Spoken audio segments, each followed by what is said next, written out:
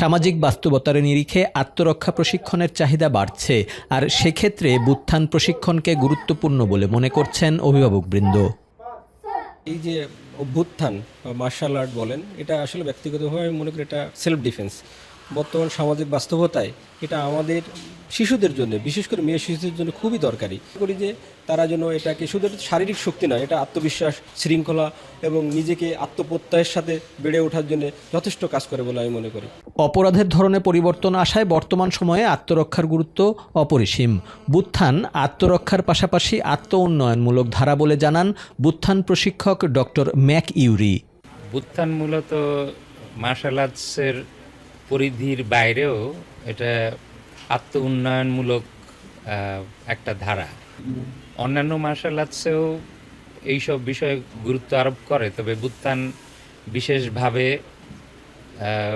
আত্মরক্ষার পাশাপাশি ব্যক্তি উন্নয়ন, উৎকর্ষতা এবং কল্যাণ, যদি আমরা বুত্থানের 4টা পিলার নিয়ে চিন্তা করি তাহলে এই বিষয়টা আরও পরিষ্কার হবে। বুত্থান 4টা স্তম্ভ: ক্রীড়া, উৎকর্ষ, আত্মরক্ষা ও কল্যাণ, এবং কল্যাণের ভিতর ব্যক্তিগত ও সামাজিক কল্যাণ জড়িত আর কি।